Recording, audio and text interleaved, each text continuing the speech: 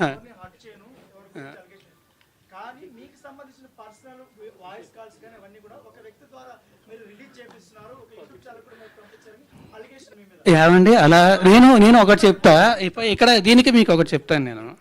ఇప్పుడు అలాగే నా వేరే ఫోన్ కాల్స్, నా వేరే వీడియోస్, నా వేరే వాట్సాప్ చాట్లు ఇవన్నీ బయటకు వచ్చి నేను రిలీజ్ చేసుకున్నాను. అవన్నీ తనకు సంబంధించి ఏంటి? అదే అండి, ఆవిడ క్లియర్గా చెప్పింది కదా, వచ్చి రాస్తారని ఫోన్ నా దగ్గర ఉంది, యాక్సెస్ నా దగ్గర ఉందని చెప్పి. నేను ఎందుకు చేస్తా? అలా చెయ్యాలంటే నా దగ్గర ఇంకా చాలా ఉన్నాయండి, చాలా ఉన్నాయి నా దగ్గర.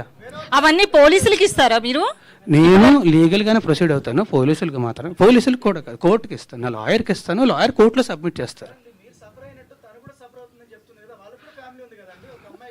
అవునండి, మీరే అంటున్నారు కదా మళ్ళీ అలిగేషన్స్ అని చెప్పి.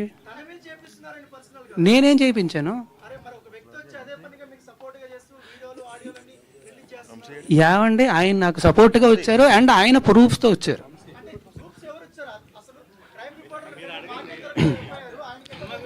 నాకేం తెలుసు, నా దగ్గర లేవు అవి.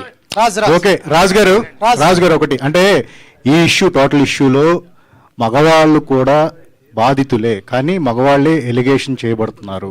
అంటే మీరు సెలబ్రిటీ కాబట్టి ఈ విషయం బయటకు వచ్చింది, చాలా మంది మగవాళ్ళు. కానీ అందులో కూడా కరెక్షన్ ఉందండి. అందరి గురించి అనట్లేదు,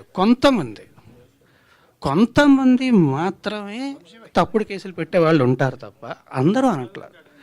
ఇప్పుడు మనకి ఈ ఉన్న సెక్షన్లో ఇవన్నీ కూడా దాన్ని అడ్వాంటేజ్ తీసుకొని తప్పుడు కేసులు పెట్టే వాళ్ళు ఉన్నారు తప్ప అది నిజంగా ఉపయోగపడుతుందని చెప్పి పెట్టారు. అది నిజంగా ఆడవాళ్ళకి ఉపయోగపడుతుందనే పెట్టారు. అండ్ ఆల్సో మనకు కూడా తెలుసు కదా, వీ నో అనే ఎంత క్రైమ్ రేట్ ఎంత ఉంది, ఏంటని జరుగుతుంది మనందరికీ తెలుసు, ఖచ్చితంగా జరుగుతున్నాయి. సో అది ఖచ్చితంగా తప్పు అనట్లే, కానీ దాన్ని అడ్వాంటేజ్ తీసుకునే వాళ్ళు ఉన్నారు.